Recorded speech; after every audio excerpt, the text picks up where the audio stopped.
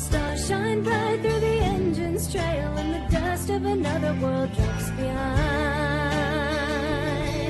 When my ship is free of the open sky, it's a damn good day to my way of mind. There's a barren planet you never can leave. There's a rocky valley where we lost a war. There's a cross once hung around a soldier's neck. There's a man's fate died on Serenity's floor. But I stood my ground and I'll fly once more.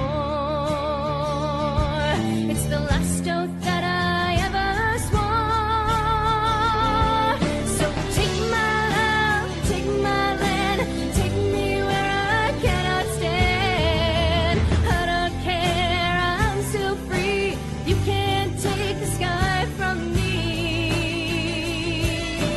Take me out into the black. Tell 'em I ain't coming back. Burn the land and boil the sea. You can't take the sky from me. You can't take the sky from me.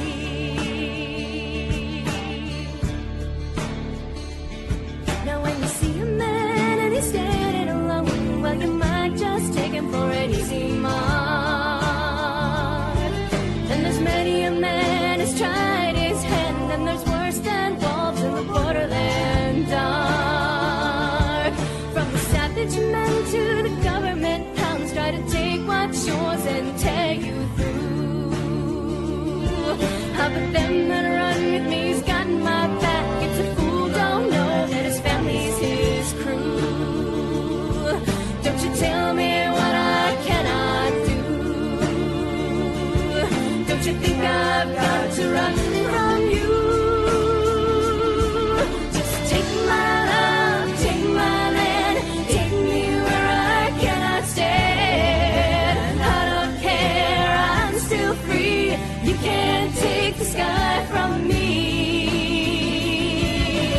Take me out into the black. Tell 'em I ain't coming back. Burn the land and boil the sea. You can't take the sky from me. You can't take the sky from me.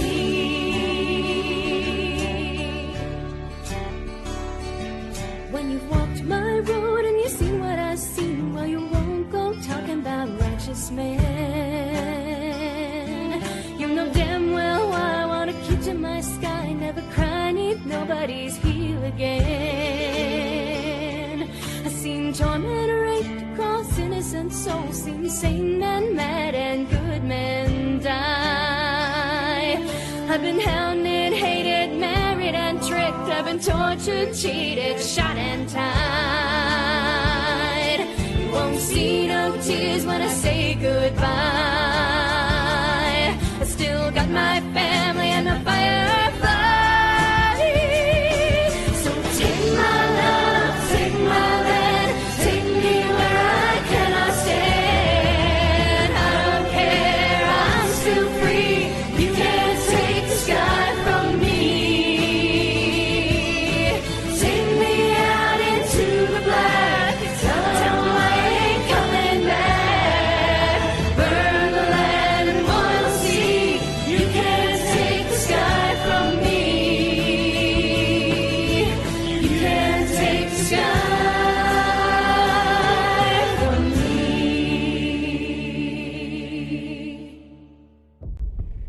For so long we have waited. Waited for this moment. Our enemies gather their legions.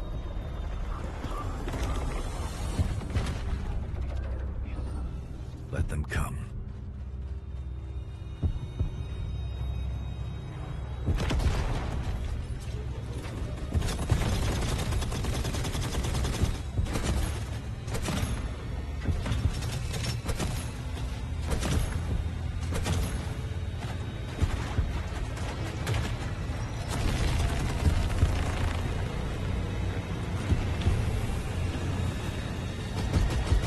No rules.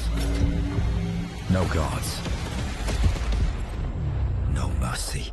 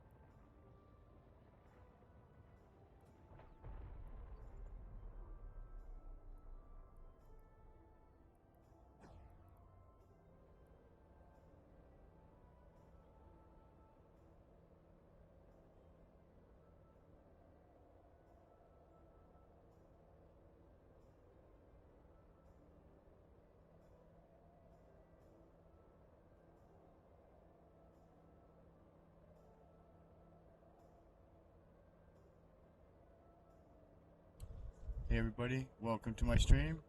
Thanks for tuning in. Thanks for the follow, Policy 51. Appreciate that. Just burning some rocks today.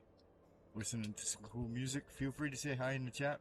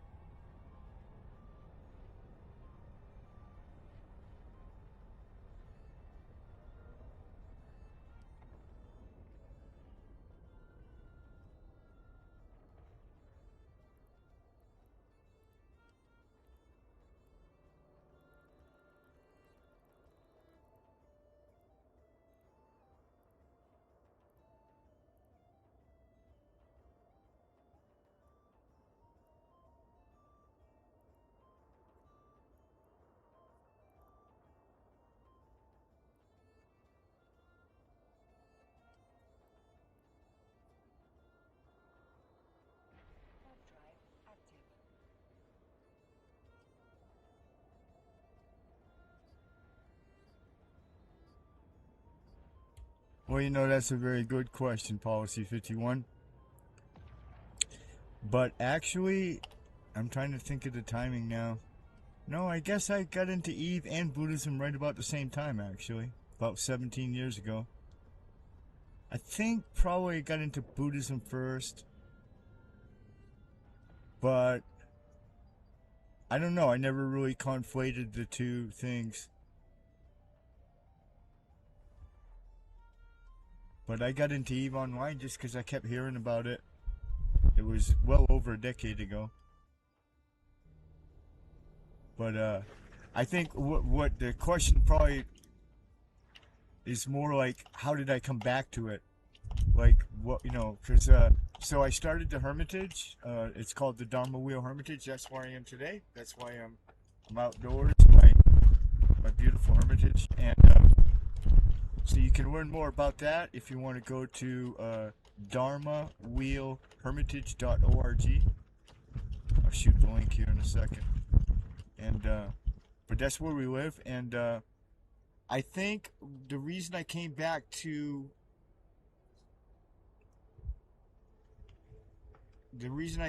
EVE Online is I was away for a while I set up the Hermitage and did some other stuff, and now I'm just looking to create content mostly to support the Hermitage.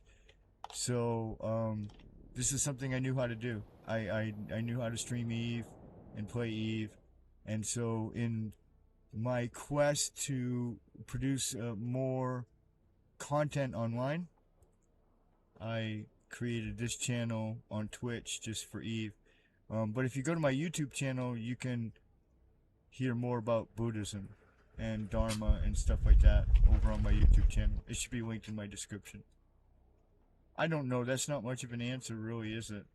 It's an interesting conundrum, right? Here, I'll type it in the chat here.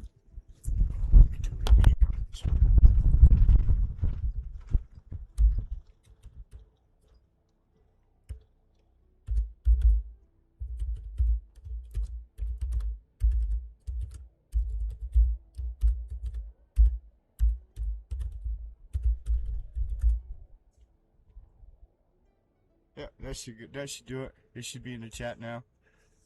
And so really everything I do kind of centers around that project, to try to build we've done it, we're here. I mean, the Hermitage is a real thing, but to keep building a space that doesn't take into consideration things like money and lots of rules, like for people who want to do retreats. The basic idea is I was sort of living homeless, according to Buddhist tradition and philosophy. One can renounce everything they own, and I did that, and I was living for, you can see early on in the channel, in the YouTube channel, you can see where I was homeless for about 4 years with me and my dogs. We had this cool little kit on a garden wagon, like a camping kit, but it was built onto a garden wagon, and we pulled that around and whatnot, and spent our time just basically cleaning up and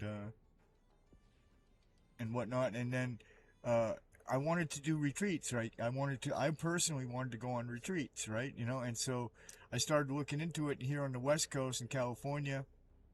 It's all very, very expensive. Very, very expensive to stay in a retreat. Anywhere from $50 a night to $100 a night, and that's just to put a tent up in the back 40. And that just didn't, something about that struck me as wrong. What are people who are renounced, who don't have any money, what are they supposed to do, right? It seems to me like all the retreat centers are for the middle class, the trust fund kids at college and stuff like that. And they got that kind of money, but it struck me that a truly renounced person really doesn't have anywhere to go, at least here on the west coast of the United States.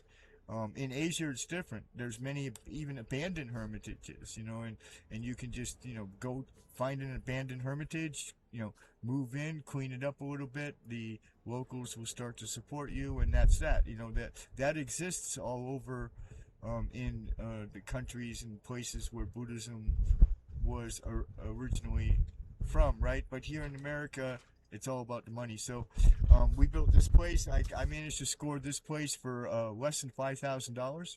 I still have a mortgage, so I'm paying it off. But I got 2 acres of gorgeous land with all these gorgeous juniper trees here in the mountains of the Trinity Alps of Northern California. 2 acres, guys, for less than 5,000 USD. And so it's not just a cool concept, it's a doable concept. Like it's not like, I follow a lot of different people. What is their name? Clear Mountain Monastery Project. A couple of Theravada monks, and they were going to raise money to start a monastery, right? And they did. They raised $6 million. I watched them do it on their YouTube channel online. $6 million. bought the property and they're building their monastery. And, you know, God bless them. Good for them. You know, that's wonderful that they were able to raise $6 million. Nobody's going to give me $6 million. I'll be lucky if I can get donations so I can do giveaways on EVE Online or something like that. So, it really, I think the lesson of the Dharma Wheel Hermitage is about that. It's about renunciation. It's about not always needing to have money to do the things that are spiritual. It's about providing a really cool spiritual space, you know, for people to come. And sure, you're going to have to camp in a tent, and you're going to shit in a hole in the ground, just like the rest of us, if you come up here to visit, right? But nobody's going to ask you for any money. You can bring your dogs, because we got dogs. Come here. Come here. You want to go on the stream and do an appearance? I need my co-host. I need my cute little co-host. Come here. You ready? Nice and easy. Oh! Oh! Oh! Oh, I know. Oh, it's Papa's little gremlin. Oh, it's Papa's little gremlin. Oh! Oh! Oh, I know I love you too. Oh! He says it's very hot today. I'll translate Crowley for you. He says it's very hot up here today on the mountain. But I love Papa, and I love all of you people on the stream. Thank you for supporting Papa and everything he does. I love you, audience. Oh, I love you, Papa. Such good boys. Such good boys. That's Xavier. I have another one, a black terrier. He's down there at my feet. He's Xander. I rescued them both from the streets of Mexico. I lived down there for 4 years, mostly for cheap rent, while I was actually streaming EVE Online during most of those 4 years. And then I rescued them because there's just so many on the streets down there. Anyway, I don't know if any of that answered your question, but the site is there. There's a lot of good resources too for Buddhists. If you click on the resources page, I try to keep that, keep adding stuff to that and updating it. And it kind of describes what we're doing. It's got some pictures of the place and whatnot. But so all the content really I do, like tomorrow night, we're going to do our weekly show. It's called Live from the Hermitage. That's more about Dharma. I sit around and just, we watch some Dharma related videos and we have a nice chat. That starts at 6 p.m. Pacific, that stream.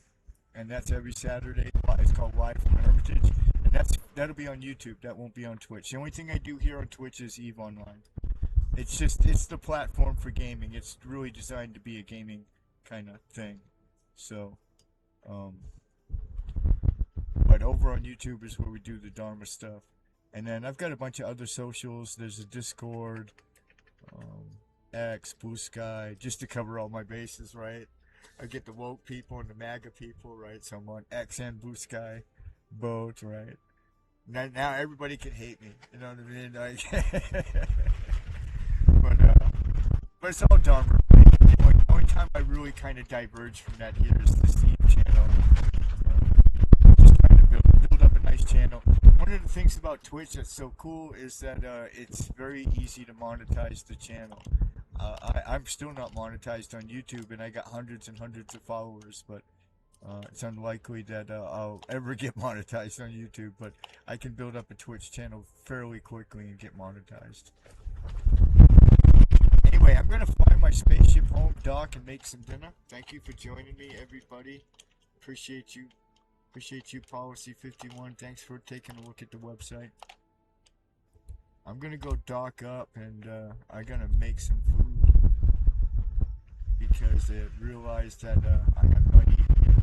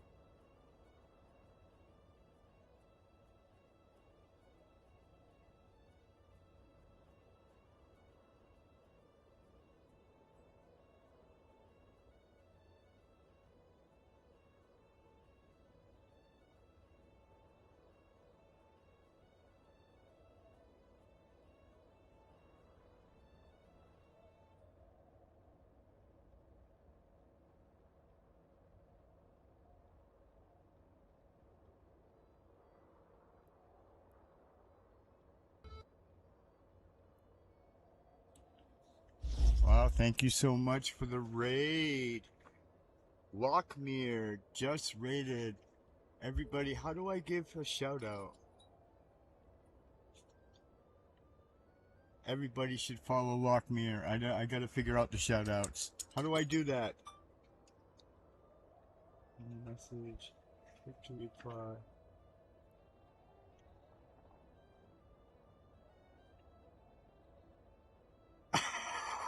I gotta set that up. It's a new channel.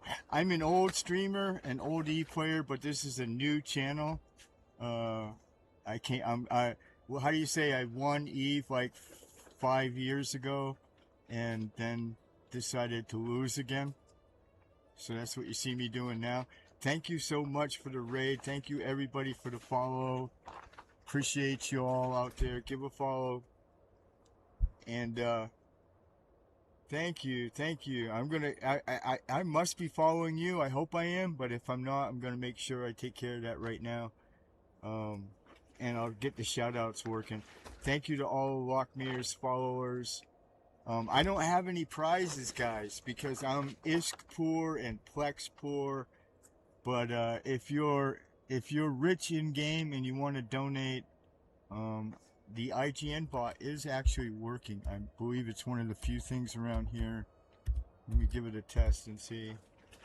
Yeah, so the IGN is working. That's my in-game name. If anybody wants to donate, we'll give something away. But other than that, I don't have anything really. Just starting out, as you can see, this channel. Appreciate you. Wow, so excited. I've had one other raid, so I don't want to say it's my first raid. I think it's my second, though. And I stream every night. I'm usually kind of just audience free all night long, so. But anyway, I appreciate all of you guys. Give a follow. Appreciate you. And if you want to donate something, we'll do. I got the giveaway set up. I mean, I can literally do a raffle in 5 seconds flat. I just don't have anything to raffle. So if anybody wants to donate, there's my IGN. Other than that, I'm gonna keep burning rocks and trying to figure out how to do this content. I don't know how to scan down these convoys so I can go kill something. I tried. I might try later on again. But if somebody's got some advice. I mean, I got a decent Navy issue cruiser. That's what they recommend doing them in.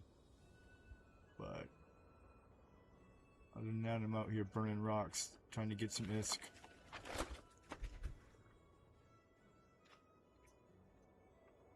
Come X Eve. That's an interesting name. Thank you. Appreciate you. Oh well, Walkmere, thank you.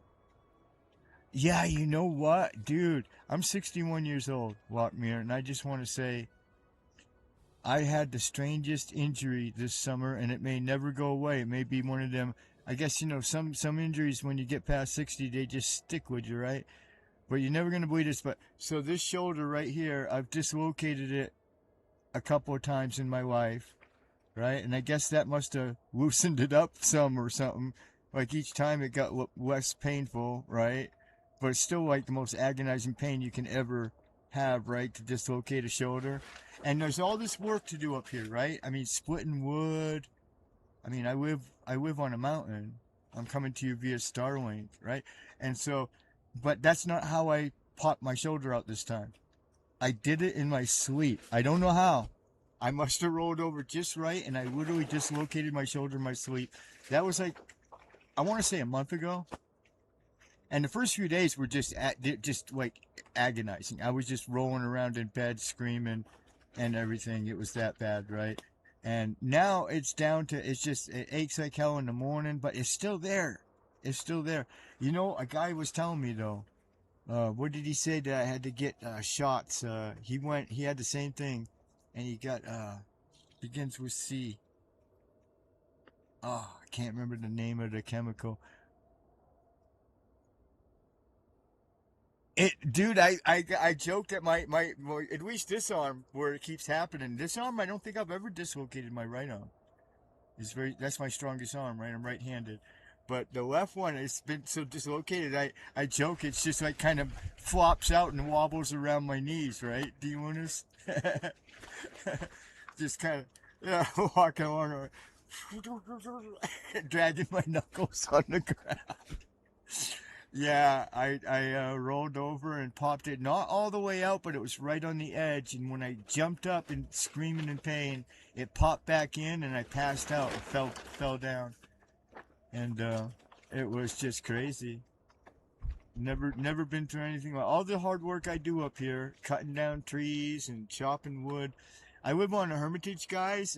For those who are new to the channel, I would recommend to go to, and I'll throw the link, but it's dharmawheelhermitage.org, and I'll just shoot that for you. Just give me a second here.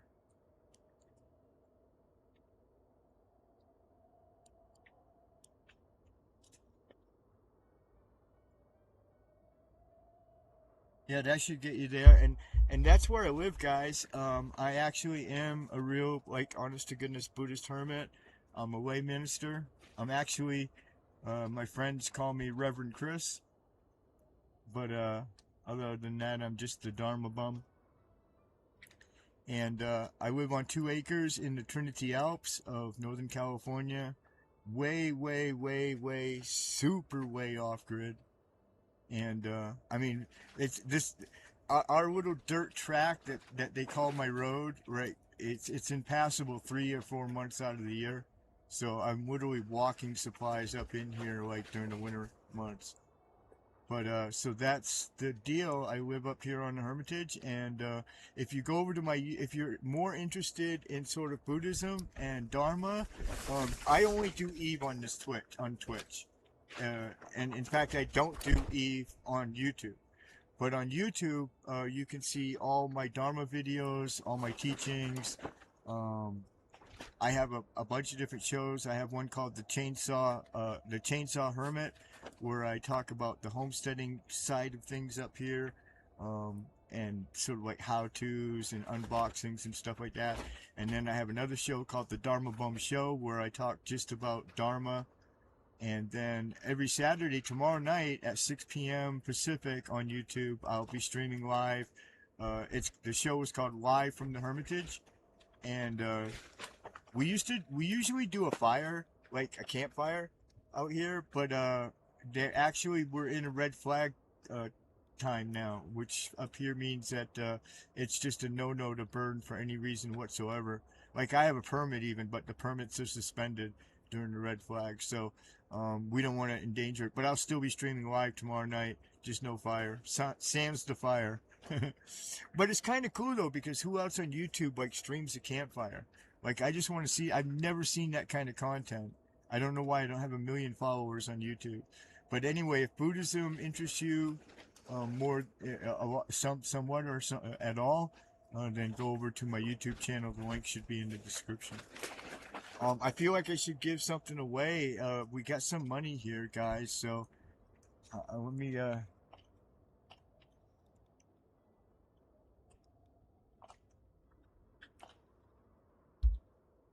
see. I could give away something. Let me see how much money my friend gave me here. Look at me. I gotta make sure I follow him. I must follow him. Follow everybody. Well, I don't know. Do you guys want to run a giveaway? I tell you what. X up in the chat if you're even interested in a raffle. If not, then I'm gonna keep burning rocks and talking to y'all. But do not hesitate to ask me any questions about Buddhism as you cruise along. Yeah, way on the heating pad, bro. Cortisone. That's what the guy was telling me. The bus driver that brought me home said he had the exact same thing as me. Different reason for the injury, and he had chronic shoulder/neck pain right here, which is right where mine hurts. And he said he went in and he got the first round of cortisone, and it went away for a while, but then it started creeping back. He went in for a second round and he's never had it since. And that sounds like my kind of game, man. Anyway, thank you so much for the raid, and I'm going to make sure to follow and set up the shout outs and everything. Appreciate you so much, man. My second raid, guys, on my new channel. So excited. That's what he said, and he said it came back after the first round, but after the second round he never saw it again, and he was smiling. You could tell he was happy about it, because it's even right now it's aching, right, and it's like always there in the background. It's like this, just painful enough that it never quite goes away, and it's really been a drag on my summer. Like, I was going to put the fencing up for the Hermitage this summer. I don't know if I'm going to get to that. I got it all. I got all the steel poles and the fencing and everything to fence the property off, but I don't know if I'm going to get to that this summer. I think I'm going to take it easy and just stream. Appreciate the donation, by the way, Lockmere. Thank you so much. I'll do good with it. I'm actually training into an orca, guys, and one of the things I want to do, and I want to team up with another guy who's streaming the same content in the same region. We're both in Galente space, and we both want to do high-sec mining streams, and like, so you'll be able to join. You'll be able to come, you know, fly out, and I'll give the free boosts. You can keep all your rocks. You know, I don't need no taxes or nothing like that, just for content. And that's one of the things that I love mining, right? I just really do. I love just sitting here and listening to good music and watching the lasers and everything, and I love doing it with a bunch of other people. So I'm training into the orca now. I should be done sometime this summer. I mean, it's a sub-capital, right? So it's a bit of a train, but then I'll go get the orca, and we're gonna do that, and then I really do want to do some of this like Avalon content, but I've tried Vanguard, guys. You can see some of my unsuccessful ventures into Vanguard if you look on my channel, right, to my Twitch page. And guys, I mean, I got questions. First of all, I don't have a controller. All right, like, I mean, if somebody wants to donate money for a controller, that's fine, but I have to use the keyboard, the keybinds, right? And I can't figure out how to turn around, how to turn it all. Like, okay, so you're walking through Vanguard, and it's WASD, right? I know that. I've done that before, and so I was familiar with that concept, right? So I'm WASDing along, but how do you rotate? Like, I can hear somebody behind me, like, cocking their gun, and I got blasted. Well, yeah, you can. I mean, you're probably supposed to use a controller, I think. I mean, I would assume. Maybe not. I mean, it's a first-person shooter, right? So, I mean, I don't know how to do it. See, I need explainers. I need somebody in the game with me to explain. But one thing I don't understand, like, I can go sideways. I can go this way. WASD, right? Okay, I get that. But how do I turn? Like the dude, the red dude, the ones who are supposed to shoot, he'll be right there, just at an angle. But I mean, I can't.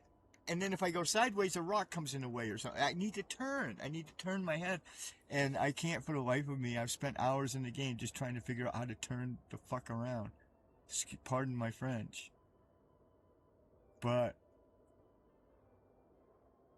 yeah, I need all kinds of explainers. I mean, I'll be honest with you. I've only ever done a first-person shooter with a controller. And even then, I was terrible at it. And I predict I'll be really terrible at Vanguard. But I'd like to at least get through the damn tutorial, right? I want to support, because I love supporting EVE Online content. And if guys, I got a thing for everybody. Maybe you don't know this, but let's talk about this, guys. So, if you're not familiar with these 3 books, guys, that are on the screen right now, you should become so, okay? Because let's face it, Vanguard is dust, okay? I mean, it's dust all over again, right? And I mean, for those of us who have been around EVE for, like, you know, more than a decade, you know what I'm talking about. You know what dust is, okay? Dust was basically their attempt at Vanguard, you know, 12 years ago, and it didn't go well. I think Vanguard's going to go a lot better. You know, times have changed, technology's changed, and everything. I think Vanguard, they're going to pull it off. But there's a war behind this. Now, you can go to New Eden News. I've done that, and I've read it, and I'm still trying to wrap my mind around the war. It's a very complex war that's involved. But Vanguard was always going to be connected with EVE Online, just the way Dust was going to be. Okay, there was always going to be that interrelationship between the two games. They're going to take place in the same world. Okay, and one game will affect the other the same way as it's doing right now during the event, right? I mean, if you, for instance, I can actually spawn convoys in Galente space by going into Vanguard, right? And then it will cause, if I'm successful, if I do certain things in Vanguard, it will cause things to spawn in EVE Online, and I think vice versa, but I'm not sure. I mean, I'm still wrapping my head around it all. But if you want some good fiction read, this is a trilogy that's on the screen right now, guys. I've read it, I don't know, at least half a dozen times. Okay, and this will, not only is it a fun romp through EVE War to begin with, okay, sort of fictionalized, right? But it also gets into the war clones and the conflict and also the controversy surrounding war clones. War clones are, like, you know, illegal under Concord law, right? Because it violates the one body, one mind rule. See, when you're a spaceship clone, when you're a clone like I am right now, okay, or like we are in EVE Online, then if you, at the very moment that your pod begins to implode and the hull is breached, at that very moment, two things happen in exact sequence with almost no separation of time. First, your consciousness is transferred out of your body by, you know, faster than light speed, by quantum, you know, communication. It's beamed out, and then at the very instant that process is complete, which it only takes, you know, like a millisecond, your body is killed by a nerve agent, is injected into your clone and kills it. So you're actually, when you explode out into space and you see the little frozen meatsicle floating in space, you were dead already. You were dead right when the hull breached, and the moment your consciousness was transferred, the capsule itself kills you with a neurotoxin. That's the actual war that happens, right? Now, that doesn't happen with war clones. So in theory, you could have multiple yous. And this is a violation not only of Concord law, the violating the one body, one mind law, but it's also considered in that world, in the world of EVE Online, it's considered sort of shabby. It's immoral, right? It's you know, it's ghetto, right? So it's not good. So, but the war clones are necessary because Upwell wants to do even worse. You know, it's very rare that a war clone ends up with two living copies, but Upwell wants to actually stamp them out. Like, you know, like take a really good warrior and just, like, literally duplicate him, you know, 500 times and then sell them, right? And or whatever. So that, I mean, that's as much of the war as I've sort of. Hey, search White Hypnosis 07. Thank you for coming by. It might be, I don't know. All I know is I read these three books, guys, and I can't recommend them enough. Two of them are on sale right now for $3 each. If you do Kindle, I do all my books on Kindle because up here on the mountain, I can't really keep books very long, so I use Kindle. Two of them are on sale, but the first one, unfortunately, Empyrean Age, is not. It's like $11, but the other two are on sale $3 each right now. But I can't recommend it enough, dude. It's a fun romp. It really explains a lot about the Amar Empire. You learn a lot about Amar War in here. But then also, by the by, I think in Templar 1, that's where it begins to address the war clones and all of that lore. And these are old books. This is old lore. This is lore that goes all the way back. In fact, that lore was added because of Dust, which was the original, for those not familiar, was the original attempt that CCP, back then it was CCP, did to create a first-person shooter that was tied to EVE Online. And so when that happened, when that experiment was ongoing many years ago, the lore masters put these fiction books out with CCP's permission. And so the wars apparently remain the same. As far as I can tell, from reading and also being in Vanguard, the lore still remains the same. So it's neat. We're going to have these two games tied together the way the original vision of Dust was. Because the original vision was, who knows, maybe now they'll bring back walking in stations now too. We should all push for that. I thought walking in stations was really cool. I mean, raise your hand if you thought walking in stations was pretty cool. Or if you don't know what walking in stations was, then you haven't been around too long. But walking in stations was, it was an attempt to do a 3D avatar, and it really had a lot of potential. The beta rollout, you had a little apartment in the station you were docked in, and you could walk around inside your apartment, and that was it. Now, eventually, the idea was during the next phase of the rollout, which never happened, they just shut it down all of a sudden.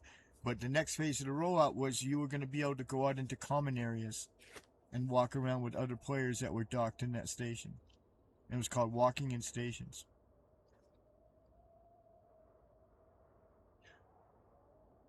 Well, no, but the social fluff is something, though, isn't it? And think about that. And also the role play. Like, okay, so I'll give you an example. I go to, this is really obscure stuff, guys, but I go to and I don't know if they've even got it. I've been away for 5 years, so it may not be a thing anymore at all, even. But every year, back when I was playing before, they had the annual Christmas ball. It was in the forums. It was always announced with big hoopla. I want to say it was always in a Mars space. There was a certain place where it was. And you went there, and you would put your character, you put your avatar all in the most fanciest clothes possible. Like, some people would really doll up their avatars. But, of course, you can't do anything with it. And then they would go to the ball. We'd all dock at this station. And then you role-played in chat. They had a special chat set up for the event.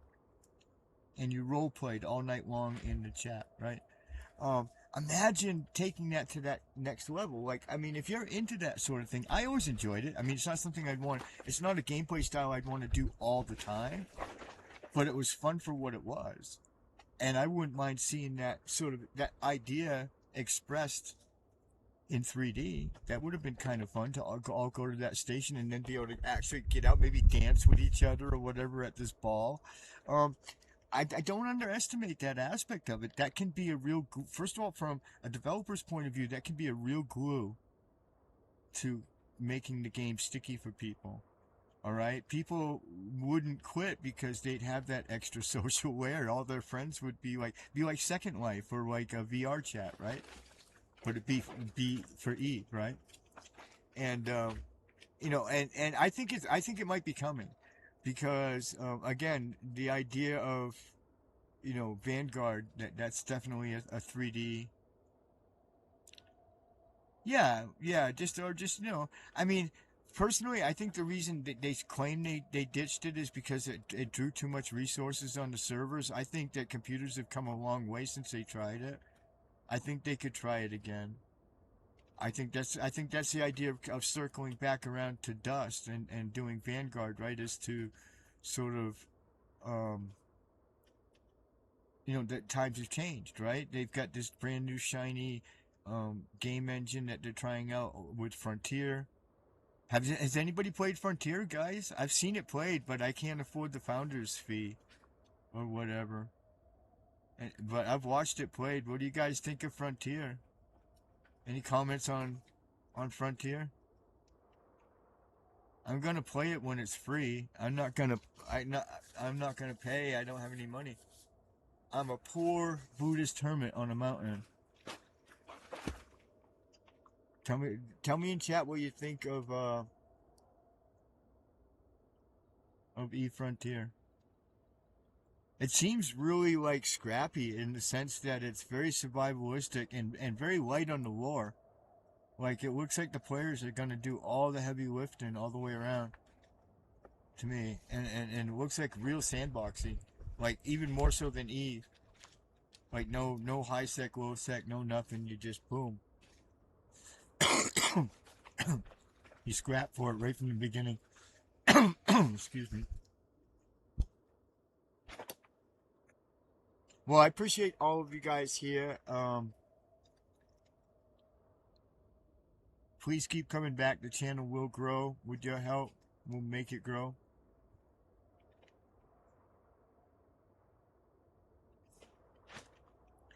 Search White Hypnosis says about Eve Frontier. He says, it's okay. My computer is too slow to run it worth decent performance. Works well against NPCs. They can't shoot me while I'm laggy. Other players headshot me. See, that's what happened to me in Vanguard.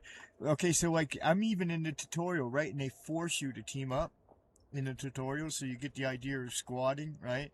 So they match you with a bunch of other supposedly noobs, but who knows, right? It could be anybody really, because anybody can run the tutorials, the new bro tutorial. Anyway, so they team you up, and like twice in a row now, my team members have become so disgusted with me because I can't turn, it took me forever just to even learn how to shoot, and I just shoot at dead air because I can't aim. And so like several times my teammates have just headshotted me. They're like, this guy's just a waste of time, and just my own teammates blew me away. This dude's a fucking loser. Boom. Oh no, Frontier, I'm back and forth. I'm talking about Vanguard, but I'm just reflecting on the fact that I got headshot in Vanguard and you got headshot in Frontier. But no, I got headshot because I'm just stupid. You know what I mean? Like every once in a while, just for the fun of it, I'll get in a cheap ship and I'll go down into like nullsec just to see how long I last. And I usually don't get past the second Stargate before somebody just blows me away. Me too, Searchlight Hypnosis. Me too. I was almost 5 years away. The last time I was there was the end of the first Great War against the bees. The one that's the first Great War, which started making all the, original world records and everything, and the Triglavian stuff was just winding down. Man, the Trig stuff seems like a million years ago now, huh? I was there for the first day of the Trig invasion. I was in Galente Space, dude, and they started pouring out of every gate, and I was legitimately scared. Like, I grabbed my stuff from a bunch of other stations and ran for an NPC station. I started packing all my stuff up. I thought it was like the end of EVE Online. I thought it was like the end of the universe, man. I mean, the Trig invasion was very, like, well done. I mean, they really did a lot of build up to it, and it was very, I got involved. I got signed up for EdenCom. I was like, oh, I'm gonna have to fight these weirdo Triggy people, right? And so I fought for EdenCom. I got all into the roleplay of it, but the whole Triglavian thing, I have to say, was, I mean, it's really the only, in my time of playing EVE, it's probably the biggest, most really cool expansion ever, really, that since I've been playing, was the whole Triglavian thing. And now we got Poshman, right? And hey, we're getting something new we're getting Avalon, right? Aren't we getting a new system called Avalon? That's supposed to roll out, I think, during this event. Does anybody know? Is it there? We'll go check it out. I'll fly there right now if it exists already. Let's look it up. Let's see. Let's go back to the game. I thought there was supposed to be a new region or a new system called Avalon.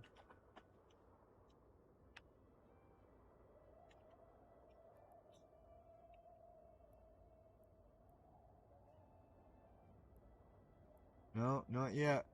But I think so, though. Let me know if you heard anything about that.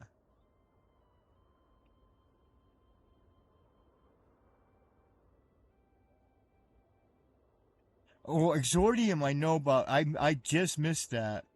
Well, no, I'm using an old character. I'm using a character actually that's like 10 years old. But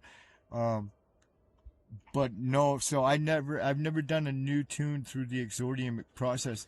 That's going to be different too. Not picking. They're de-emphasizing that you pick your empire and everything first, and yeah. So I mean, I could go over to Exordium and check it out. But I want to. I heard there's supposed to be something about Avalon. There's supposed to be a space called Avalon too. I don't remember it. I mean, I'm just experiencing it new for the first time. When I came back, it was just rolling out.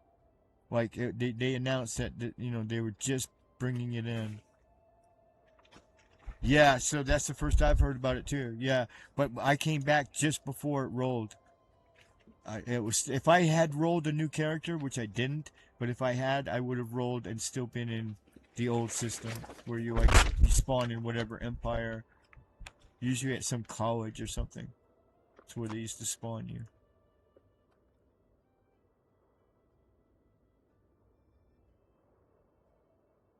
Operation Avalon, right there, west side achievements.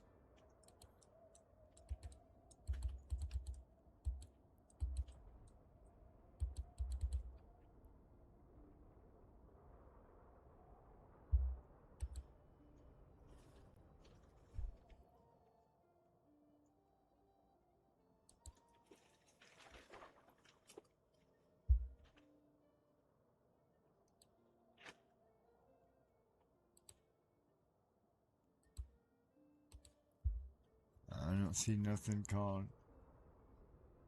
Is it in the agency or?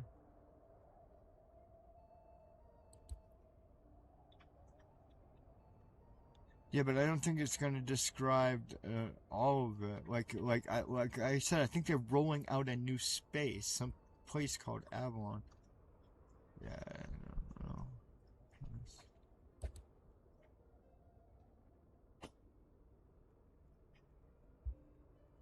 I don't see nothing called Avalon.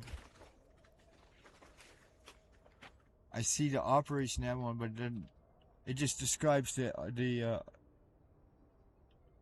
Yeah, right. But all that does is just tell me all the crap. It doesn't tell me all the details of the operation. Now this one here, where is it? This one here. Now I can't do any of this stuff because I don't know how to scan. Worth a damn.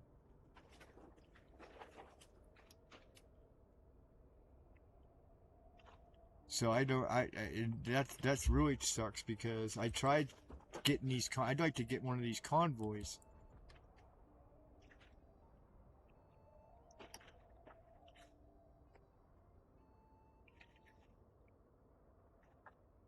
But I don't know how to find them. Like I keep getting these notifications that say a convoy is nearby. See, I got one right there. An Upwell convoy located. Convoy is located near your location. I get these constantly throughout the event. But then I run out into space and I try to scan and I just don't know how to scan. I just don't even know how to really do it. I remember I used to know how to hack 5 years ago, but I've forgotten now. But I have a what's the Sister of Eve ship that you use to scan with the fuck.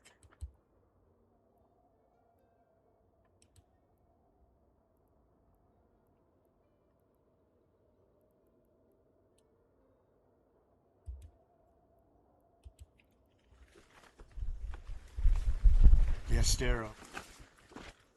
So I got an Estero all decked out for hacking, and so I used to know how to do it, but damned if I can remember how to do it now. I guess I should go back and learn, right? I should start trying to learn.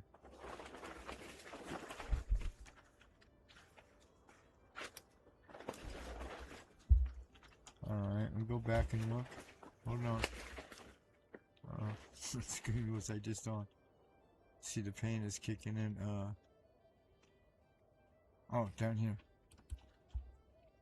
And then, let me read this. There's an open map button. Oh! Yeah, but you see, I think I tried this too, and I don't know how to read this new map. Okay, now what am I looking at? It's all little gray blobs. What happened to the map?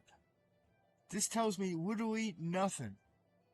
I tried this the other day, and it's the most frustrating thing because I have no idea what I'm looking at, except little round circles with no information whatsoever. They're not even color-coded. You gotta squint to be able to see the little set colorings. Way out?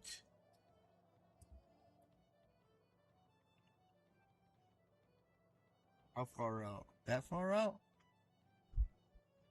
I still don't see anything, just little circles. What am I looking for? I see Operation Avalon down here, like it's written, and I see a star. So I assume I'm looking for stars, but is it because they're white? Oh, wait! It's because they're white.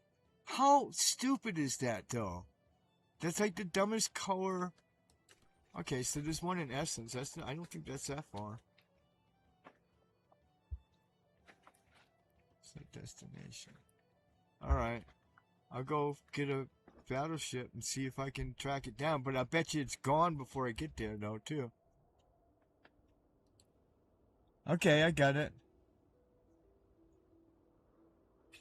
Okay, so I got that part. Now I can find the systems. But so when I get in system, will it show up on the overview?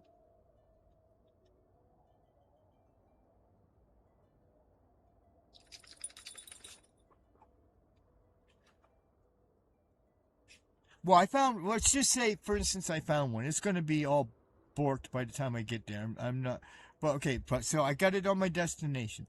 Now, if I were to go there, I'd have to go get my battlecruiser first. It's nearby, but, okay, so let's just assume I go there in my battlecruiser. It's in Essence, which I've been there before. Okay? And so I go to Essence, and then what? Is it going to show up on my overview like the last event? Or do I think that's where I got to scan, right?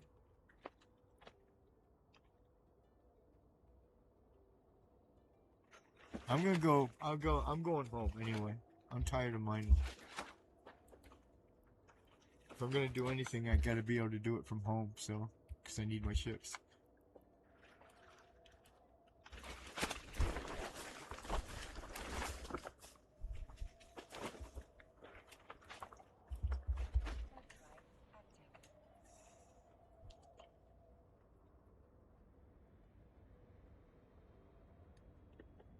Okay. Well, I'm feeling more confident I can find it on the map, but that color situation is crazy, right? So, like, everything is gray and a little white. I never would have noticed that. I don't know. I like that old map much better. This new map sucks. This is terrible. I guess you don't like change, right? Especially when you're an old person.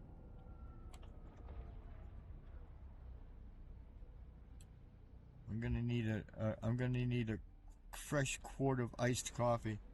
I don't know about you guys wherever you are in the country. I know the rest of the country's frying too, but we're having regular 90-degree days up here. The only good part about that is it's the high desert, considered high desert biome. So it gets pretty cool at night. It goes down to at least 50 at night.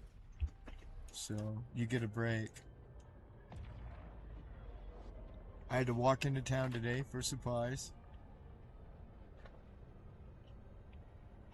Oh, don't say that. Don't say the word fire up here. Oh my God. This is Northern California, man. It's all about the fire. But it's a blessing. Where I moved, we get the Cal Fire has a fortress right down at the bottom, at the base of the valley.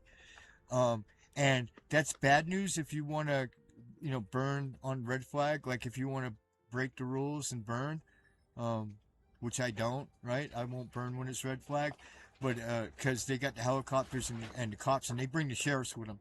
Like if they catch you burning up here in our area, they bring the sheriffs with you. So it's bad news for that, right? For policing of the fire rules, but it's good news, man. That I mean, we had one little fire just off on the ridgeline over that way, and they had the helicopter out with the big scooper, the thing that scoops up the water out of the lake, because we got Clear Lake right here too, and it just scooped up a bunch of water, went and doused it in 2 seconds flat. Oh, Colorado. Way up. That's way up. Yeah, I'm only at 4,800 feet. You can be good friends with me. Guys, I don't know if I did this already, but I'm gonna do it again anyway. This is where I live, guys.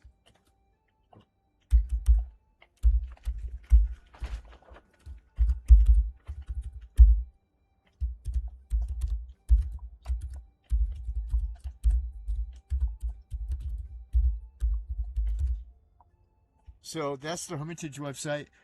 Go there and check it out. And then if you're interested in Buddhism, there's a lot of good resources for that. As I said earlier, but I'll just repeat myself for the people just tuning in. My Twitch thing is really just about Eve, but I'll always stop the game and talk about Buddhism. I'm a Buddhist lay minister and a hermit, so I'm always up for discussing the Dharma. I'll dock right up to answer any of your questions or that. But that being said, I spend all my time here on Twitch playing Eve-related games. If you want more Buddhist-related content, go to my YouTube channel. You can find the link in my description page of my Twitch page. Go over to YouTube and give me a follow there. And we do a Sunday service up here at the Hermitage. So if you are already a Buddhist or you're interested, that's a good way to start with the Sunday service. And then tomorrow night I have my live show from up here. It starts at 6 p.m. Pacific, and we stream up here. It's called Live from the Hermitage. Normally we have a campfire, but because it's red flag, we're not gonna have that. But it's kind of unique content. I don't know anybody who live streams a campfire on a regular basis. So, but the fires will be back when the rains start again in the winter. Clinical hypnotherapist. How interesting. Quantum healing certified. I love it. Well, thank you. Thank you for tuning in. See, it's funny the mix of people I'm getting, because they're like, yeah, I play Eve, but I'm really interested in Buddhism, and I felt like a nerd about that, and here you are like, wow, I've gotten some good reactions so far. They're like, I never thought about that combination, but wow, and so yeah. I do a lot of work on the YouTube channel. We talk a lot of some really interesting stuff. We work a lot with the Tibetan Book of the Dead and lucid dreaming as well, if that's something that interests you. And then along with that, sort of tangent to that, astral projection and all those sort of related phenomena. And then a lot of meditation, obviously, being Buddhism. I'm actually taking my meditation instructor's class now, so I'll be certified to teach meditation here real soon. So we focus pretty heavily on that. And then dogs and Dharma, because we got a show. Hold on, guys. Well, we got all these viewers, man. All these. Oh, the poor raid guy didn't get to see the co-host. Oh, there's the co-host. Yeah, you have a comment? Here, we'll give you the microphone, Xavier. This is Xavier, and he has something to say. Oh,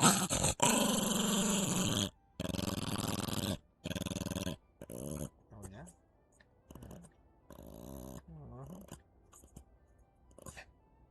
What do you think about all our new people that we got watching? Can you give them a wave? Say, hi, everybody. we don't call them our little gentlemen for nothing. That's one of my co-hosts. I have a 30-pound terrier who's standing behind me, but with my bum shoulder, I'm not picking him up for the show. But he makes an appearance tomorrow night on the Live from the Hermitage is the name of the show. Anyway, it's 6 p.m. Pacific tomorrow night, and that'll be on YouTube if you're interested. And then we're going to spend some time tomorrow talking about the Tibetan religious fellow who self-immolated in front of the United Nations last week. That doesn't happen every day in America. That's a form of protest that I haven't seen in a while, actually, myself, for a minute. So we'll be talking about that, and then also the 10 monks from the Walk for Peace. 10 monks from the Walk for Peace who were killed by a drunken 11-year-old driver while walking for peace.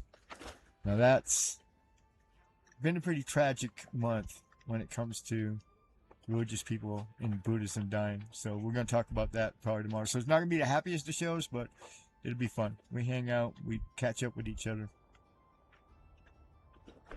Well, thank you, Searchlight Hypnosis. I need a new best friend because all my old best friends have been leaving me on a regular basis. Right? I've become the black sheep of my family for what I'm doing up here. Nobody quite understands it, but this is my retirement, and this is what I want to do with my life. The Dharma Wheel Hermitage is so much more than just a retreat center, too, guys. We want to do time capsules up here. Something that is a big deal in Buddhism in general, and has been for thousands of years, is the idea of taking scripture and Dharma and creating time capsules.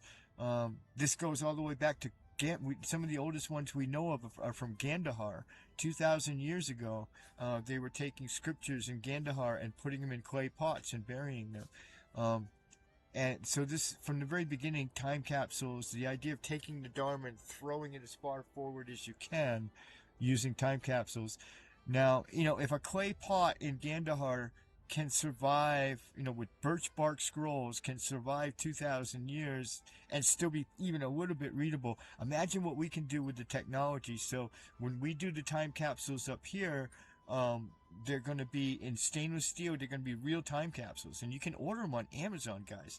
And then they'll be vented with argon gas, and the electronic media that we leave will be shielded from radiation. And stuff like that. Like we'll use Faraday bags and stuff like that. So imagine scientifically putting this time capsule together, how far it can go.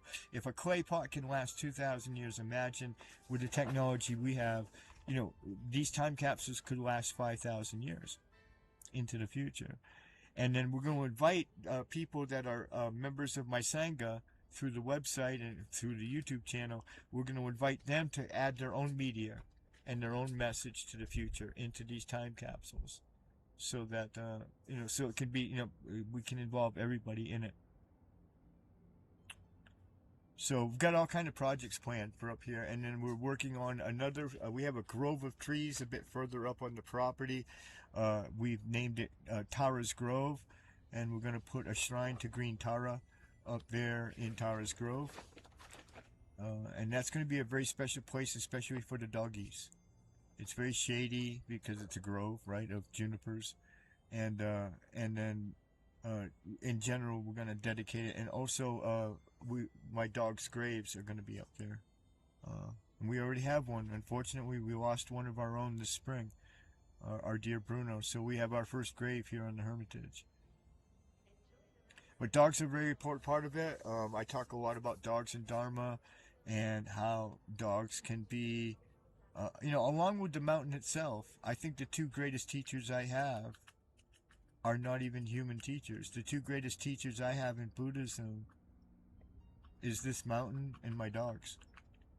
Really, if I had to say. Anyway, enough about that. This is Eve Online. But thank you, Searchlight. You give me so much hope for the future, man, because we've really been struggling to build up the channels and get, we don't need much to keep the place going. It's a cheap date, but we do need regular donations and stuff like that. So you give me hope, man. Well, go to the Hermitage website, please, and check it out. This is a very special place, and I've done videos, and I'm going to do more videos on the signs and the wonders, the miracles that have happened up here on this property have been unbelievable. And I watched this show the other day on YouTube about healing minerals, and it said the top 10 healing minerals. And when it got all the way to number 1, I was like on the edge of my seat. What's going to be number 1? What's going to be number 1? And it was red jasper. Now I'm going to show you something. Bear that in mind. Okay, hold on. This will just take 2 seconds.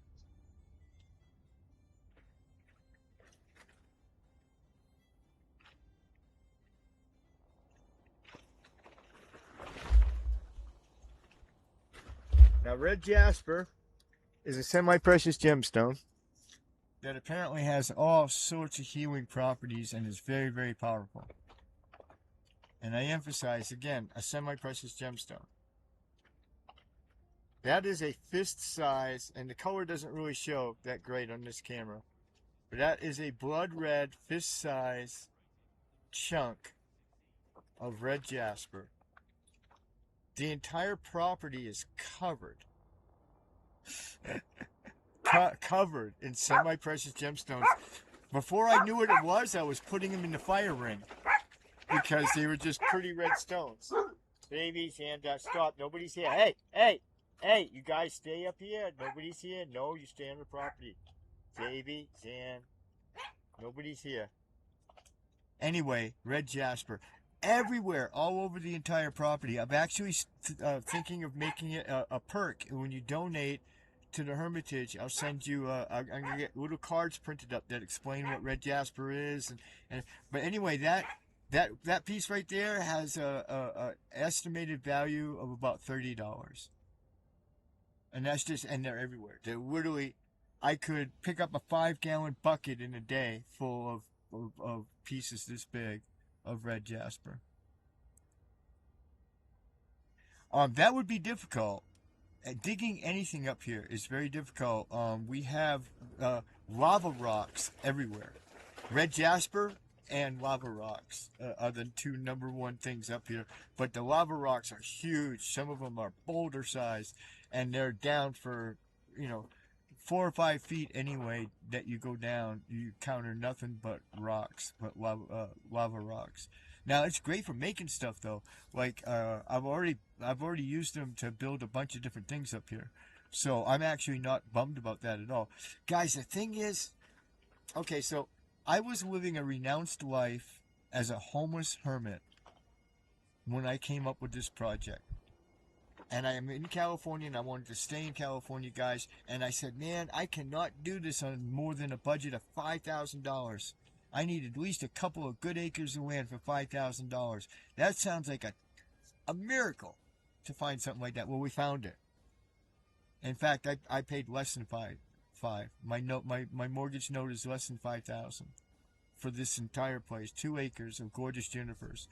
And so, not only is it beautiful and magical, but it's, very, very affordable. A homeless guy made this happen. No joke, guys. Literally. I mean, I was homeless for religious reasons, not for, like, drugs or alcohol or anything like that. I renounced my life and retired to become a Buddhist ascetic. I wish I had obsidian, but I got all the red jasper in the world. I should have known too, because this stuff is so hard that a knife won't scratch it. They actually say that in the handbook, and it's true. And I should have known there was something special about it. But I think I might have a perk, like a donation perk. When people donate a certain amount, I'll send them a little chip of red jasper and a card that explains the properties of it and everything, which are quite astounding. It's quite a healing mineral, which I need all the healing I can get at my age. But so how magical is that though? Like I said, the signs and wonders just don't stop up here, and just even the ground itself is magical. It's literally littered And I mean littered, guys. You will see in every square foot of ground you look at in the center part of the property, you will see these red stones. All different sizes. That right there is a fist-sized one worth about $30. I'm not going to start digging them up to sell them. I got bigger, better things to do. I'm trying to build a hermitage, so I'm not going to start selling rocks, but I might give them away to people who donate to the hermitage. Thinking about it, making up some cards and whatnot. All right, well, wow, what a great conversation, guys.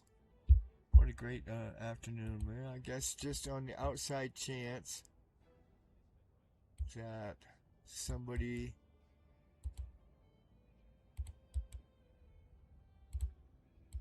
would like to support, and then now I don't know what I want to do, guys. 3 hours of streaming. I mean, I suppose I should investigate my ability to find these things. See, another one is located near me. I know I'm going to need my cruiser at least. I saw a guy try to do it in a Hecate, and I've got a Hecate or Hecate or whatever you want to call it. And he almost lost his Hecate. So I know you can't do him in that. But this one should be able to. This is a Navy issue here, so.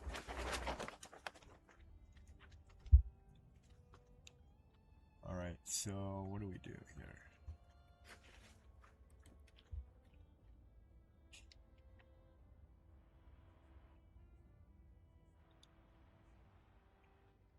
Thank you, Chaotic15, for the follow. Appreciate that. Thank you guys, everybody, for the follow.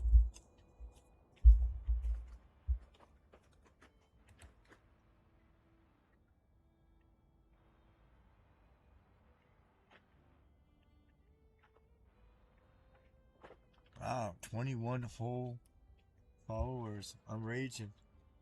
I'm gonna put the music back on, guys.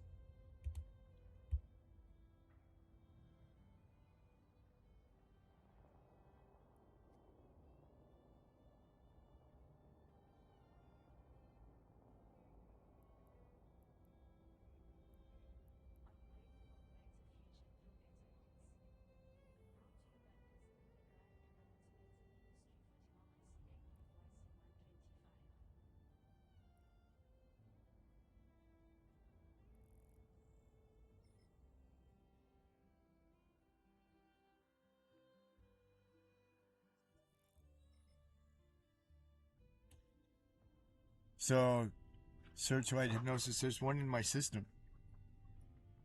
Right at this moment, supposedly. So let's see if we can find it. Maybe you can at least wish me luck if you don't have any good advice. I think that should do the trick right there. Alright, let's do all.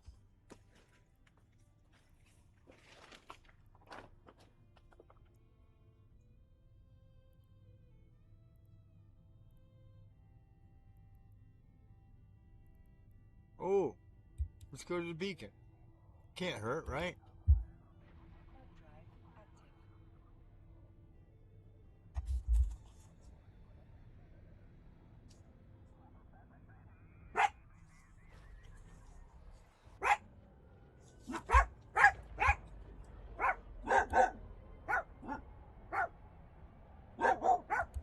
Hey, really, seriously, guys, can you stop doing that? No, I'm working. You gotta stop.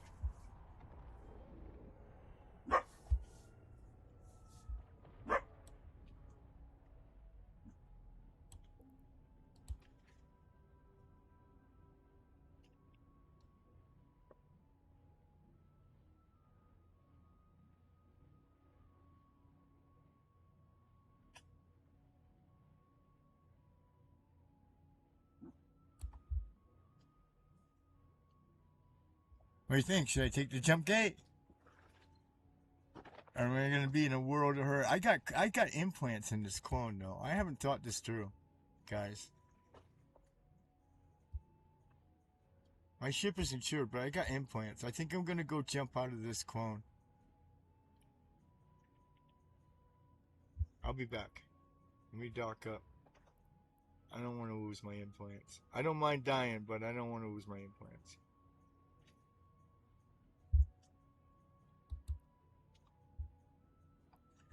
Well, I found one in my system. It's an Aegis Joint Operations, and there's a jump gate here. But I just realized I'm not going to take it until I want to go get rid of my...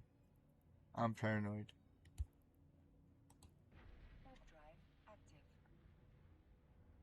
And see, it comes up on the opportunities. Look, down bottom here. Oh, wow. Okay, hopefully it'll come back. I just got to get out of this call. I don't want to lose all my mining implants for, like, something stupid.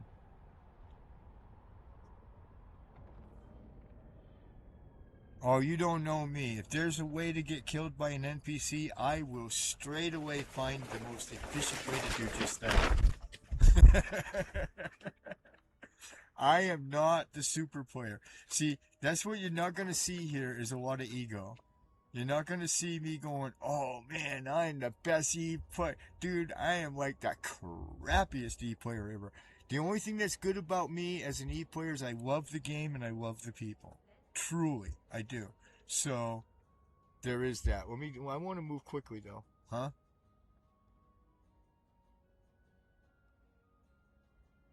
Yeah, I'm going to do it in the cruiser and I'll mature there, but I don't want to be in my clone.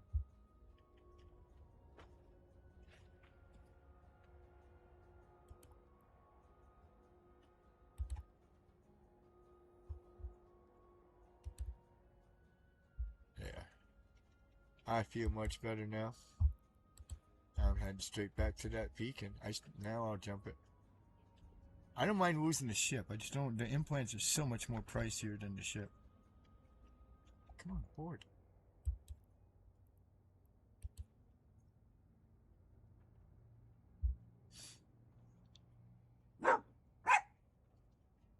Yeah, I'm gonna go over. I'm heading there now, and I think I got this figured out. Maybe now with your help, the map thing was the key. I just didn't know how to read it, guys. Why? Why is this necessary? There's nobody up here on this mountain. What are you barking at? The ground squirrels?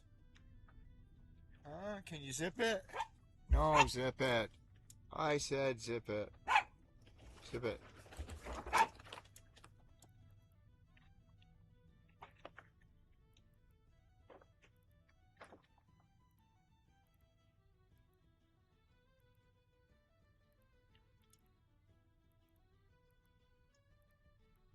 Damn, it might have despawned already, seriously? That sucks too. I had it right in my overview.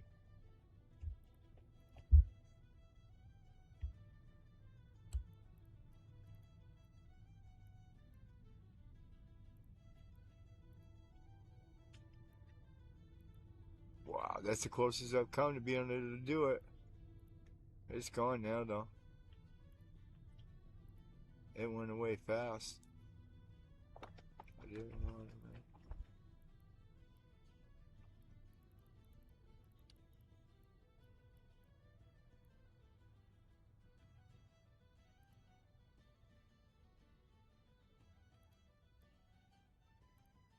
Damn it.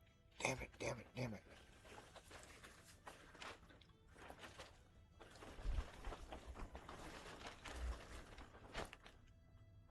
Wow. What a shame. Oh wait, there it is. There's two of them.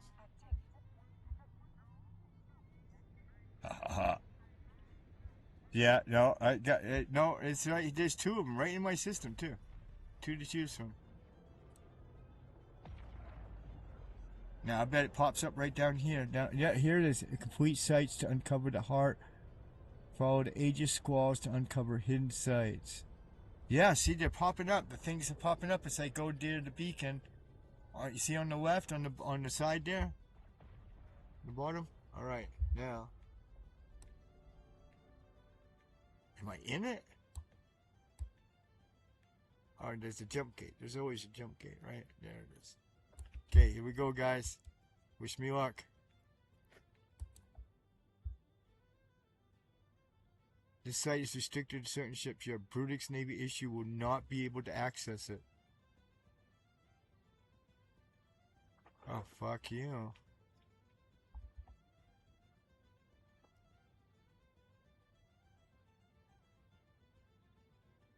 Thank you for following Redux. I appreciate your redo. I appreciate your follow. So I gotta be in a Navy destroyer. Or a destroyer. Well, I've got a destroyer. Okay, alright. Back to the house again, I guess.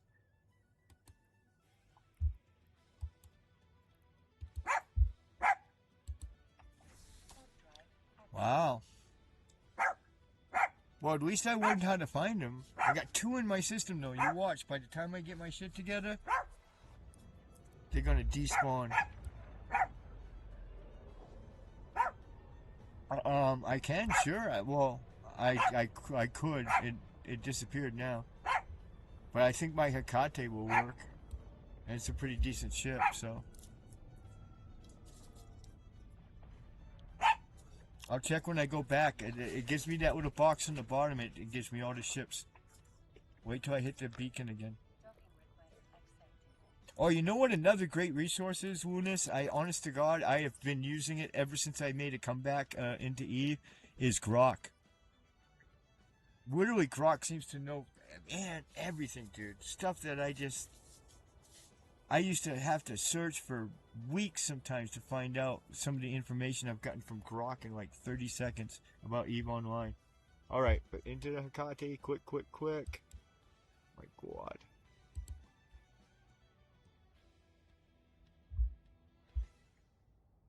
Alright, hope I got some ammo. Savvy, can you please stop, kid? Not much. Alright, out the door we go. Looking good.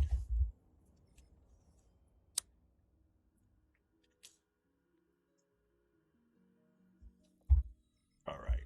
Please still be there. Please still be there. Please still be there. Yes, they're still there. Okay.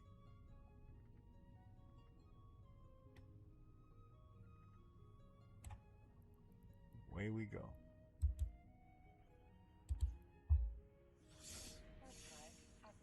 We'll find out how I do in Hecate.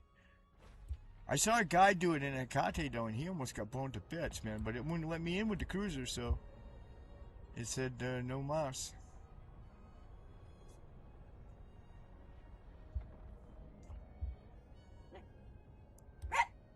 Okay, this is my first event site, guys. First time. Finally figured it out.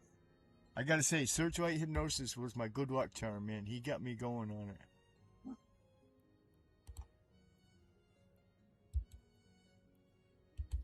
Away we go. Come on, you guys. Not when I'm gonna go do battle. No, there's nobody here, Xander. Stop. Xander. It's probably just Diaz. Stop. Honey, I gotta concentrate or I'm gonna die. What am I doing now? Where is... Did I jump?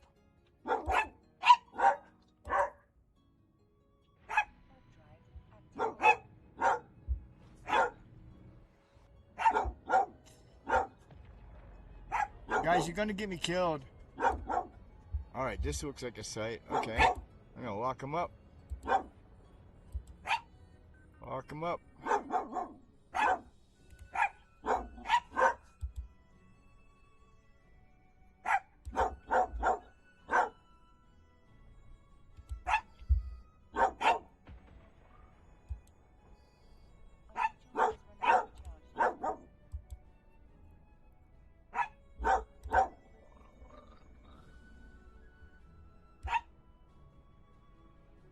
Who's this guy?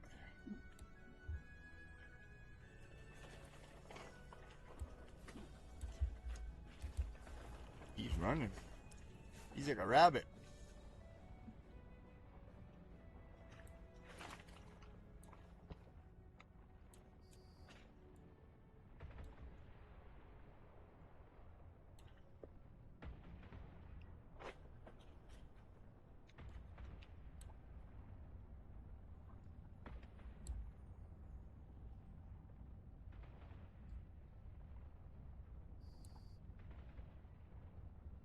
I wonder who got the kill on that.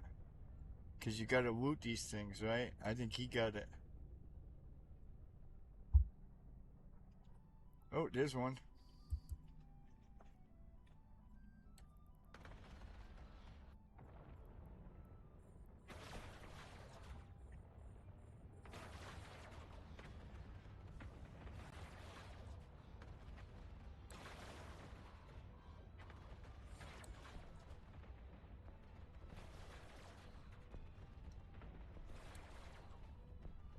Oh, I better warp out, guys.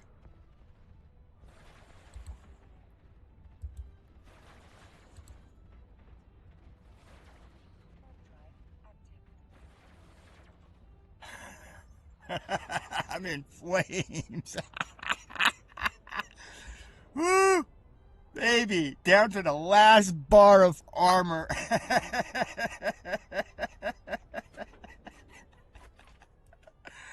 Oh, okay, this is my first experience with an event.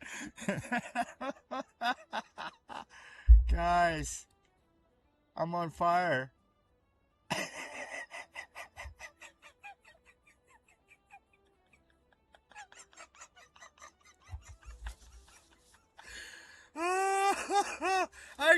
Dude, I have one bar. Look at the armor.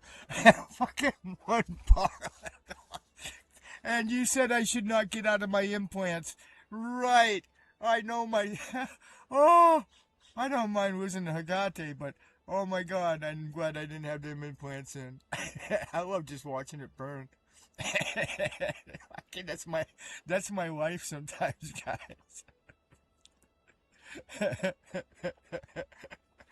I mean, I am just blasted through. Look, even my insignia. See my corporate insignia? I paid, look, it's blinking. It's like, and see how they're blinking? That's like my little corporate, like, emblem thing. My Evermark, I've never seen a ship that blowed up and still be flying. Hakate's a tough ship, man. I took a beating. I barely got out of there in time.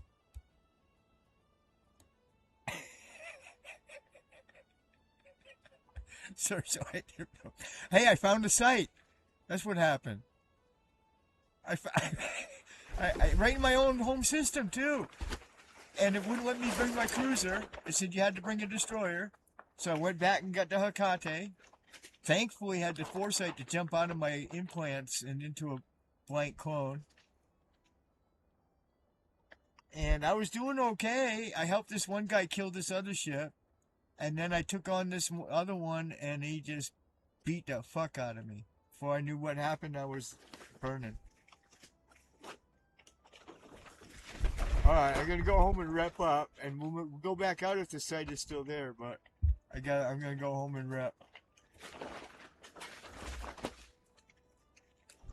I don't even think I helped this one guy kill one thing, but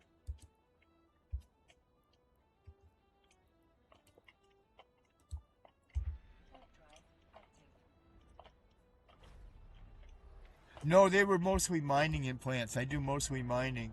So it was stuff like, you know, there was a couple in there. There was maybe a little bit of warp speed and a quicker alignment implant, but most of it was mining and training. There is, oh yeah, that's right. I can use the tether. There is one, actually. I'm already in the process of docking now, though. But you're right. I'll undock and go over to the Astrohoos.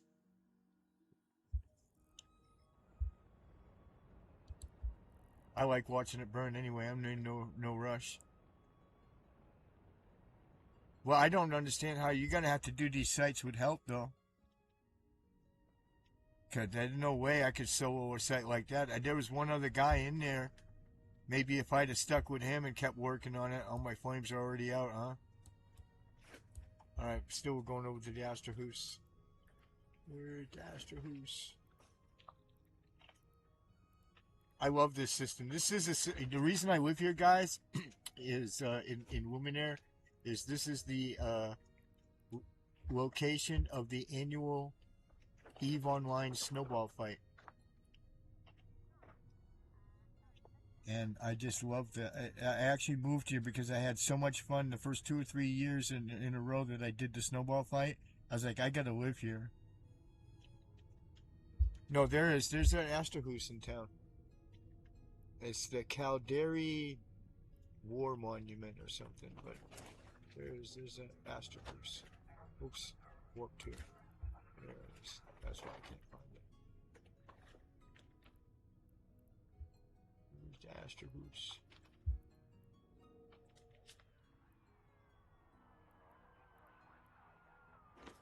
There it is.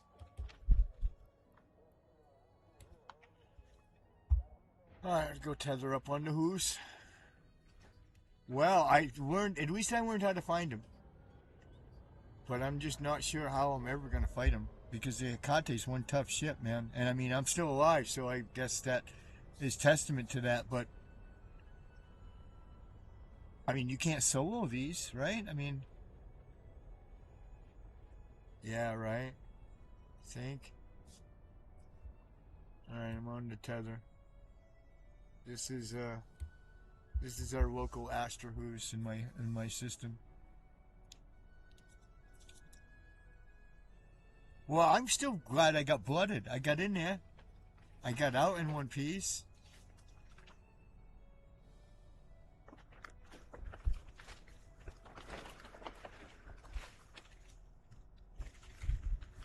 Barely. Sorry about the wind, guys. It's very windy up here on the mountain. That must sound like shit on the... See, I need a dead cat. That's why you need to donate to the channel. I need some equipment. I need a dead cat first. Yeah, I got a decent microphone. I got a streaming microphone, but no... I need a dead cat to stream outdoors.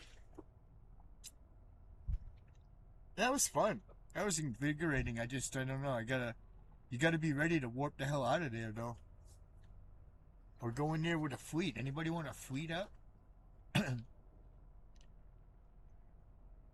Bring your Hecate. We'll go in the Hecate fleet.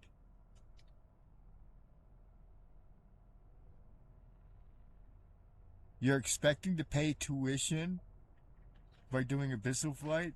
Surely this is some sort of metaphor or joke that I don't get. You're not actually going to pay for your college by playing EVE Online. Maybe, though. Well, normally we wouldn't have this much wind up here. This is unusual. And then I have tents up here. So like in the wintertime, I stream in a big cabin tent. I didn't lose a ship. That ship is repairing itself. It's all repaired. See? It's all done. I'm all fixed. I could go back right now. I'm scared now. I'm scared. I'm scared. I'm too scared.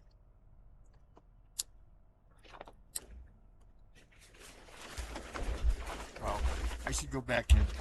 Hell, I'll just be ready next time. Now, see, there's only one left. Oh, no, there's still 2 left. Alright, let's go back. Thank you, Asterhus. Appreciate the free repair.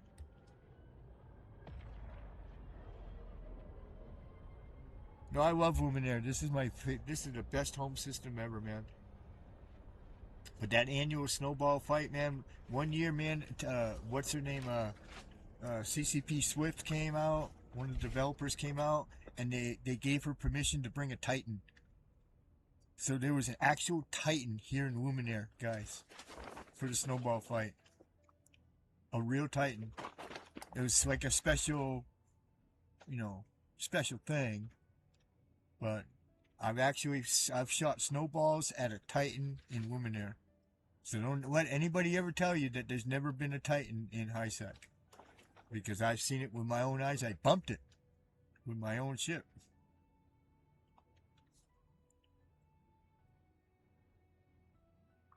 I don't know if they still have it, though. I haven't been around in a while. All right, here we go, guys. We're going to jump.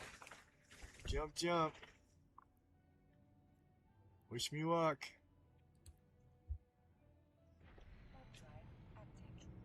Maybe I should cloak when I first go in. I'm going to try that.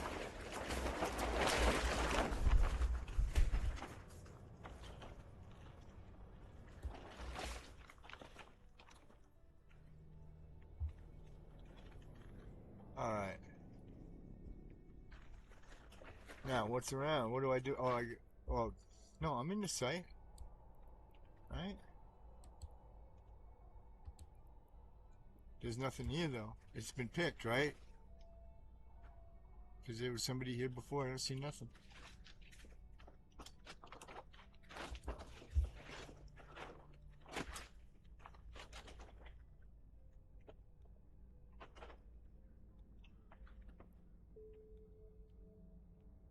See, there's an Upwell convoy around here somewhere, though.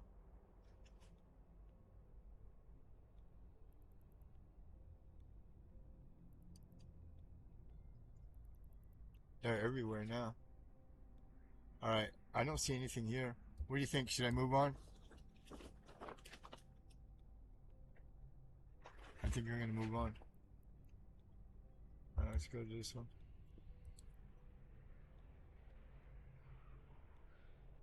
Oh, alright.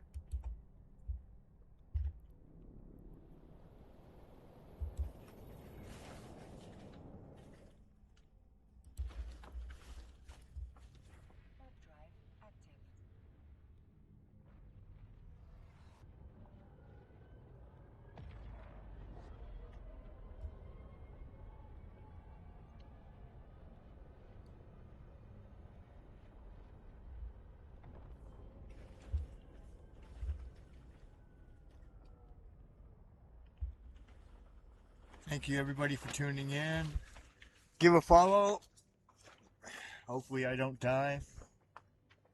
But I am prepared to die for the cause. We must stop Upwell from creating EVE Online zombies. Alright, here we go guys. Jump, jump. Whoops.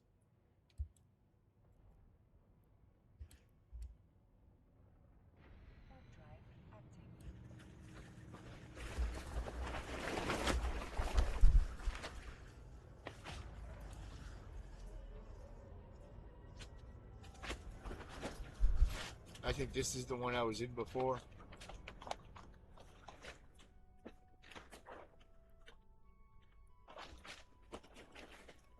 I don't see anything left to shoot at. See, this guy's in here with a Vexer. How come? How come he gets to come in here with a Vexer?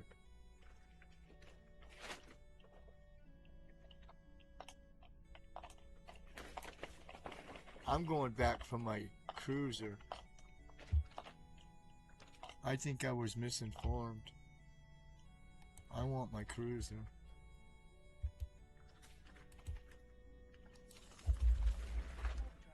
See, I thought you could do it in a cruiser.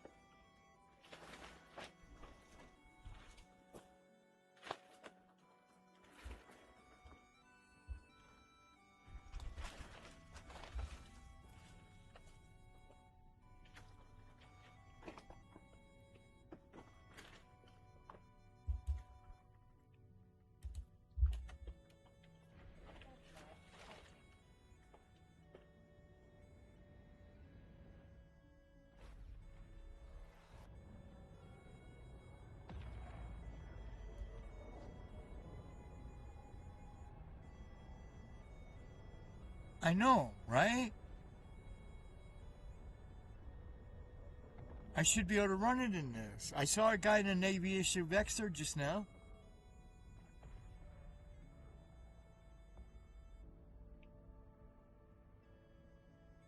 Ship restrictions.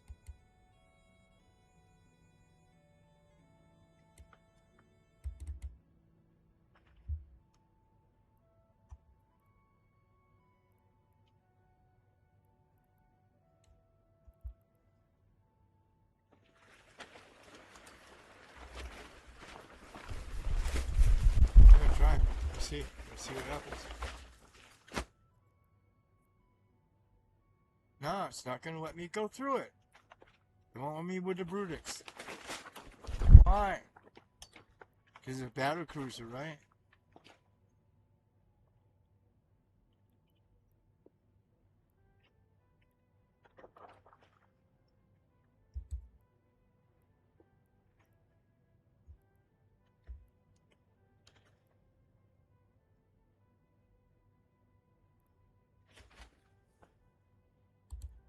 Damn it. No, it's just not gonna let me in. It's not gonna let me in.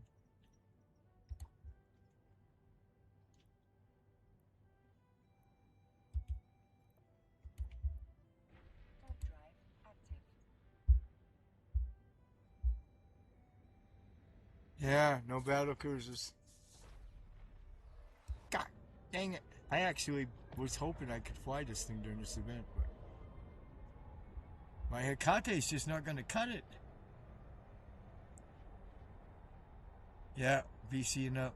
You're right. If I missed anybody to thank for following, thank you guys. I was hoping to hit 20 followers, so I made my goal by +2. So thank you guys for being here. Appreciate you. Friday night, I'll be streaming. I'll be definitely streaming EVE Online tomorrow. And then I have a show that I do on YouTube every Saturday at 6 p.m. Pacific. It's called Live from the Hermitage.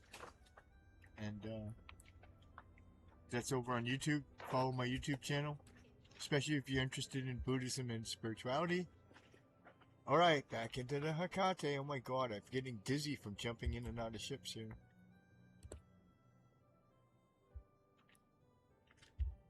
Time to go get beat up again.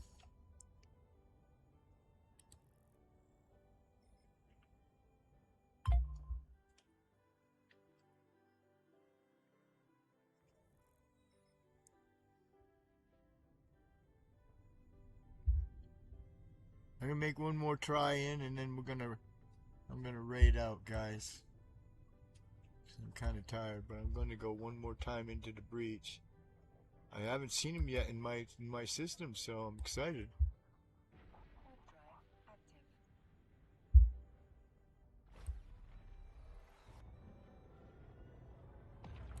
Yeah, it's wild how they make the flames come out of the Hecate like that. I've never seen that before in any other ship. I've never seen a ship just like with two torches of flame coming out of it like that. That's crazy. It looked pretty cool though. I have to admit it did look really cool.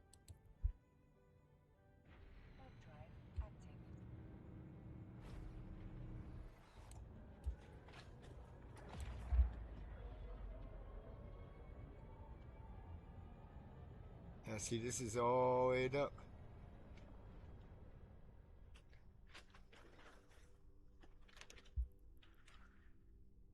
And the other one's probably in a similar condition too, would be my guess at this point.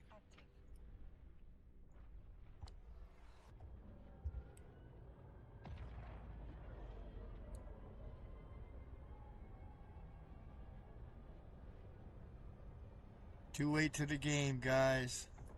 Took me too long to figure out all this stuff.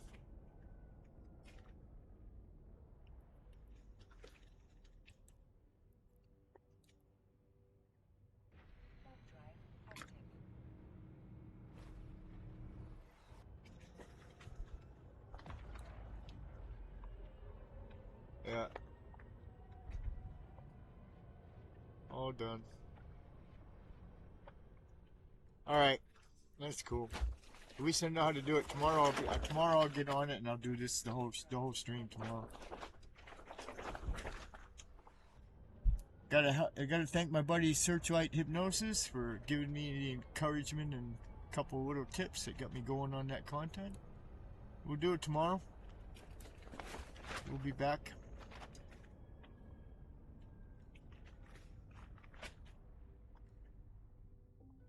What a great day. What a good day.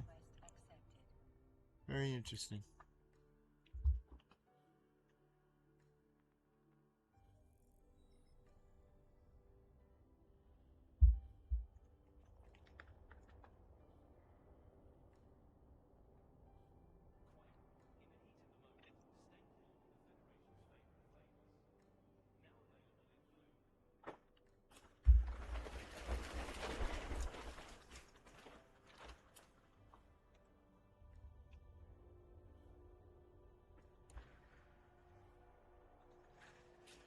I love the new docking animations. The little guy's cleaning my ship for me.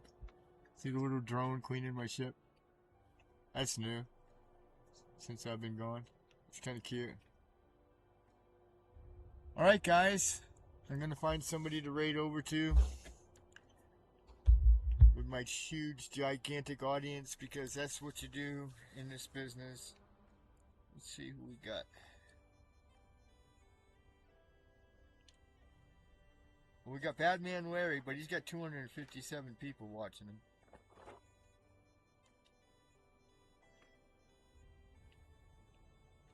Dan's about ready to do a giveaway, so we'll do him.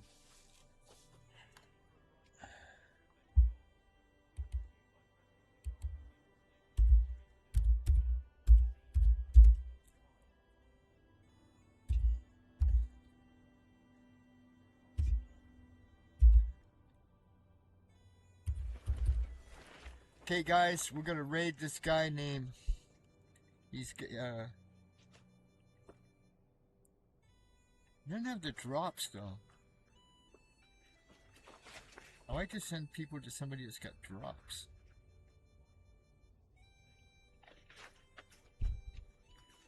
Well, maybe he's got drops and he just doesn't have it listed. Oh, this guy's doing, no. Alright, yeah, we're gonna do this. We're gonna go with Dan's.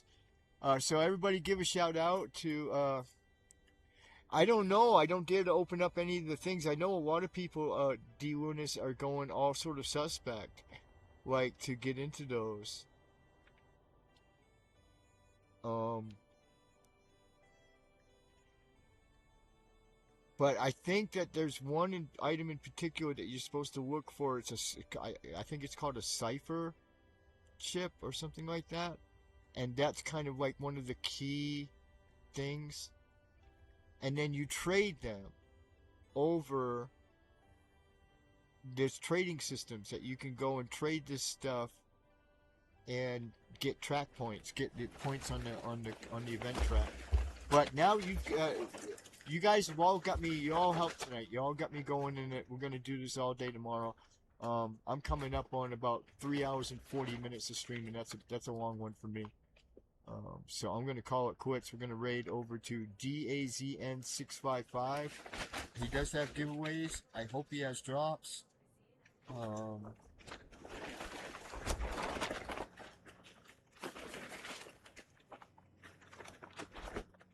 So anyway, make sure you say hi, and we'll see you tomorrow for sure. Tomorrow, sometime I'll be streaming, and also check out the YouTube channel for my other show that I do tomorrow at 6 p.m. Pacific, live from the Hermitage. We gather with community. We pray together sometimes. Tomorrow we're going to be talking about some sad stuff, but it'll be interesting. If you're into spirituality and Buddhism, you'll love it. Otherwise, come back and see me here at Eve. I love you guys so much. Thank you for the raids, the follows, everything. And make sure you tell them the FBI is coming. Here you go, guys. So, 8, 7, 6, 5, 4, 3, 2. See you soon.